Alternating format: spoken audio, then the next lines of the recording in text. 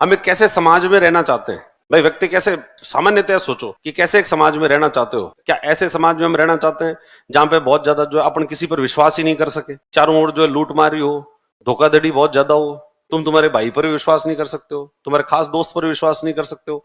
या फिर ऐसे में रहना चाहते हैं जहां पर सब जो है वो एक दूसरे का भलाई कर सोच रहे हैं, कोई किसी के नकारात्मकता सोच ही नहीं रहा है। कैसे समाज में रहना चाहेंगे बताओ। देखें, दूसरे वाले में रहना चाहेंगे ना कि भाई जहां सब लोग जो है वो अच्छे से ऐसा समाज में जब हम रहना चाहते हैं तो ऐसे समाज के बनाने की जिम्मेदारी किसकी है? भाई वो कोई भगवान आके बना के जाएंगे? भगवान थोड़ा। समाज किससे बनता है? लोगों से। समाज लोगों का समूह है, और समाज लोगों का समूह है तो उस समाज के निर्माण करने का कार्य भी किसका होगा?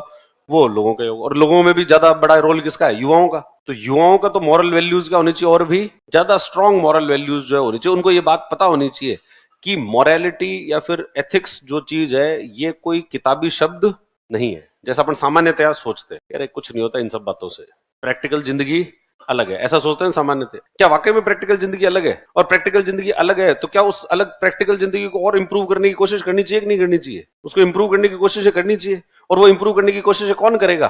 किसकी जिम्मेदारी है वो? कहीं भरोसे छोड़ दिया किसी और के? अगर किसी और के भरोसे छोड़ा हुआ है तो जैसा जैसे बाकी देशों में हो रहा है, धीरे धीरे अपने देश में भी उसी तरीके की चीजें होती रहेगी।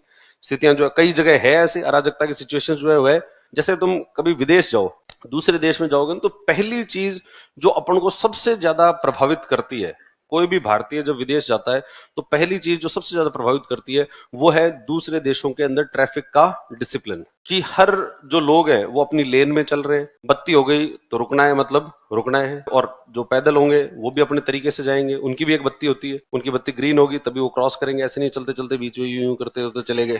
इवन कई जगहों पर तो ऐसा भी है जहां पर कोई पुलिस वाला नहीं है। अपने यहाँ तो बत्ती पे रुकने का मतलब पुलिस वाला आसपास में है कि नहीं है? यार पुलिस वाला है तो रुक जाओ भाई। नहीं है, नहीं है तो नहीं है तो चलो, इसका मतलब है कि हमारी नैतिकता जो है वो बाहर से आरोपित है, कि हम उस डर से नैतिक बन रहे हैं। मूल रूप से नैतिक है नहीं कि मेरा चालान हो जाएगा इसलिए मैं रुक गया हूं। वरना मैं ये नहीं समझ रहा हूं कि ट्रैफिक के नियम का मुझे पालन करना चाहिए और ट्रैफिक का नियम हर व्यक्ति पालन करेगा तो सबके लिए सही है। इस बात को अगर मैं समझूं तब तो ये मेरी खुद की नैतिकता है। और मैं इसलिए रुक गया हूं क्योंकि पुलिस वाला है तो मुझे उसका डर है, इस वजह से। तो डर तो सब जगह नहीं रहेगा, कई जगह होंगे जहां पुलिस सब जगह थोड़ी पहुंच सकती है। सारे जगह पुलिस थोड़ी आएगी, कई जगह पुलिस नहीं होगी, और नहीं होगी तो वहां क्या करेंगे? फिर वहां नैतिकता नहीं होगी। इसलिए व्यक्ति खुद नैतिक बने।